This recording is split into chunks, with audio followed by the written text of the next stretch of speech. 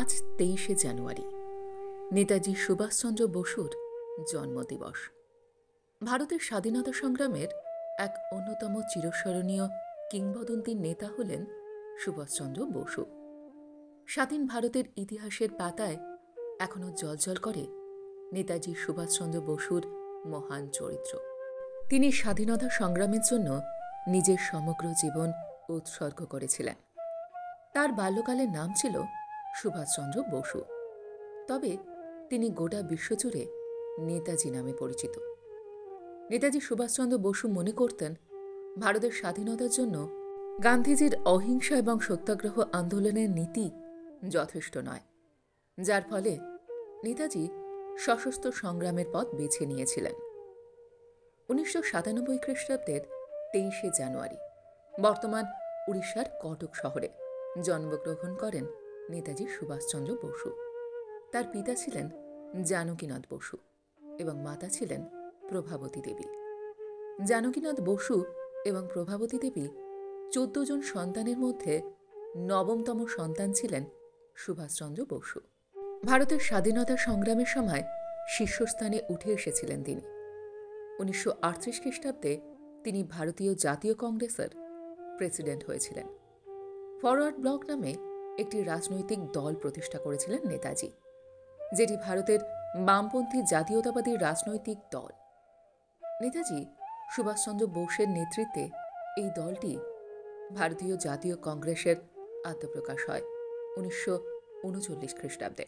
তবে মহাত্মা গান্ধী এবং এই দলের অন্যান্য প্রবীণ নেতা ও সদস্যদের সঙ্গে মতবিরোধ হওয়ার পর এই পদ থেকে সরে আসেন নেতাজি সুভাষচন্দ্র বসু।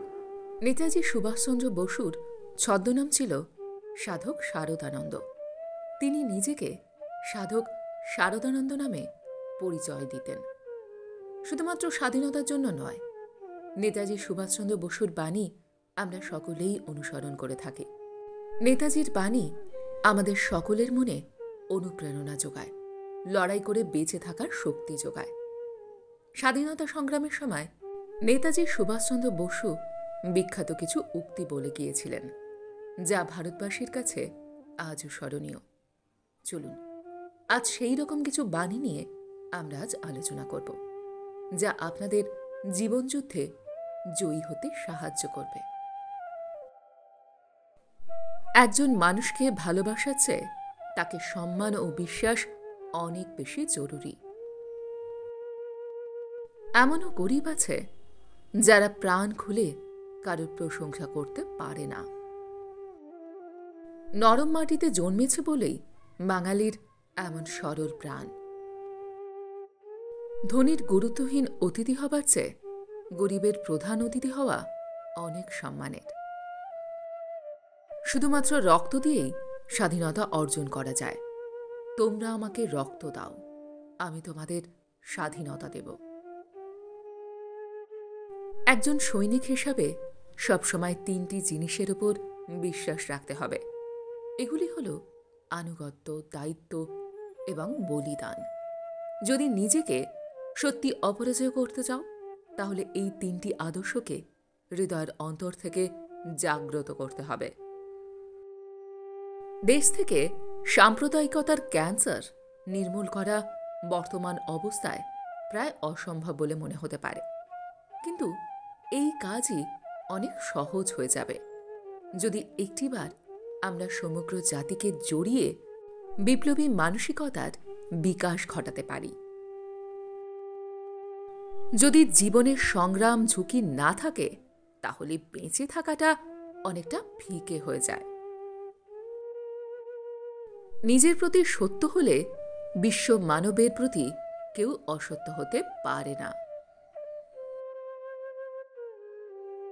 শুধুমাত্র চিন্তার জন্য কারোর মৃত্যু হতে পারে, কিন্তু সেই চিন্তা আজীবন অমৃত থাকে। একজন থেকে আরেকজনের মাধ্যমে ছড়িয়ে পড়ে সেই চিন্তা। টাকা পয়সা দিয়ে কখনো স্বাধীনতা জয় করা যায় না। স্বাধীনতার জন্য দরকার সাহস, যা সাহসী পদক্ষেপ নিতে সাহায্য করবে। ভারত আমাদের ডাকছে, রক্ত দিয়ে রক্তকে ডাকছে। আর সময় নেই অস্ত্র তোলো, ঈশ্বর চাইলে শহীদের মৃত্যু বরণ করে নেব আমরা। আমাদের দেশের সকলের সমস্যা হল দারিদ্রতা, রোগ, অশিক্ষা। যেদিন মানুষের সামাজিক চেতনাবোধ হবে, সেই দিন এই সমস্ত সমস্যার সমাধান হবে। সর্বদা সত্যতার মাধ্যমে জীবন অতিবাহিত করতে হবে। নিজের প্রতি সৎ হলে সারা বিশ্বের প্রতি কেউ অসৎ হতে পারে না। কোনো একটি চিন্তনের জন্য একজন মৃত্যুবরণ করতে পারেন, কিন্তু সেই চিন্তনের মৃত্যু হয় না। সেই চিন্তন একজনের মৃত্যুর পর হাজার জনের মধ্যে ছড়িয়ে যায়। আমরা যখন দাঁড়াবো, আজাদহীন ফৌজকে গ্রানাইটের দেয়াল হয়ে দাঁড়াতে হবে। আমরা যখন মার্চ করব, তখন আজাদহীন ফৌজকে স্টিম রোলার হতে হবে। সত্যান্বেষণ না করা পর্যন্ত আমরা চুপ করে বসে থাকব না, বা থাকা উচিতও নয়। বাস্তব বোঝা কঠিন, তবে জীবনকে সত্যতার পথে এগিয়ে নিয়ে যেতে হবে। সত্যকে গ্রহণ করতে হবে। স্বাধীনতার জন্য নিজের রক্ত দিয়ে মূল্য প্রদান করা আমাদের কর্তব্য। মানুষ যতদিন বেপরোয়া, ততদিন সে প্রাণবন্ত। প্রকৃতির সঙ্গ না পেলে জীবনটাই বৃথা, ঠিক যেন মরুলকে নির্বাসনের মতো। স্বাধীনতা কেউ দেয় না, অর্জন করে নিতে হয়। মনে রাখতে হবে যে সবচেয়ে বড় অপরাধ হল অন্যায়ের সঙ্গে আপোষ।